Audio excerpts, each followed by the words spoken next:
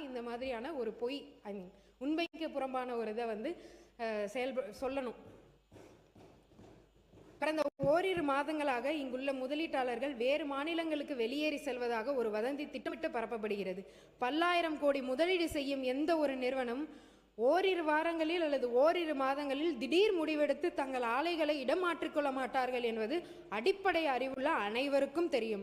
அப்படி ஓரிரு நிறுவனங்கள் இடம் மாறுவது என்பது அவர்கள் 6 மாதம் அல்லது ஓராண்டுக்கு முன் எடுத்த முடிவு.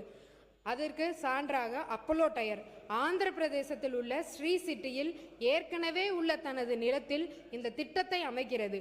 பிப்ரவரி 2026 தனது திட்டத்தை அறிவித்துள்ளது, இந்த அரசு ஆட்சிக்கு வருவதற்கு முன்னர். ஆகவே இது எதுவும் புதிய விஷயம் அல்ல. ராயல் என்ஃபீல்ட் தமிழ்நாட்டில் ஏற்கனவே 4 ஆலைகளும் 1 R&D மையமும் நிறுவியுள்ளது. ஆந்திர பிரதேசத்தில் உள்ள திட்டம் இந்நிறுவனத்தின் 5வது திட்டமாகும். அக்டோபர் 2025ஆம் ஆண்டே இது தங்களின் முடிவாகும் என்று இந்நிறுவனம் தெரிவித்துள்ளது. இதற்கு பின்னர் செய்யாறு பகுதியில் தனது 4வது ஆலையை இந்நிறுவனம் தொடங்கியுள்ளது. இது நம் மீது அந்த நிறுவனம் கொண்டுள்ள நம்பிக்கையின் வெளிப்பாடாகும்.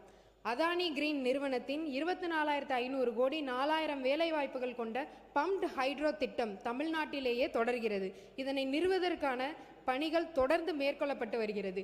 வேலூர் மாவட்டம் அல்லேரி பகுதியில் டான்ஜெட்கோ முதற்கட்ட EOA வெளியிட்டுள்ளது. இதன் சாத்தியக்கூறு ஆய்வுகள் மற்றும் பொறியியல் பணிகள் மேற்கொள்ளப்பட்டு வருகின்றன.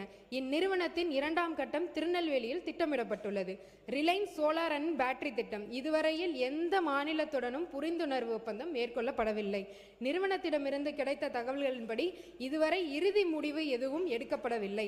அதே வேளையில் தமிழ்நாட்டுடன் மேற்கொள்ளப்பட்டுள்ள புரிந்துணர்வு ஒப்பந்தம் 11,760 கோடி மற்றும் 7,000 நேரடி மற்றும் சுமார் 43 மறைமுக வேலைவாய்ப்புகள் திட்டத்திற்கான பணி நடைபெற்று வருகிறது. இத்திட்டத்திற்கான நிலம் கையகப்படுத்தும் பணிகள் மேற்கொள்ளப்பட்டு வருகிறது.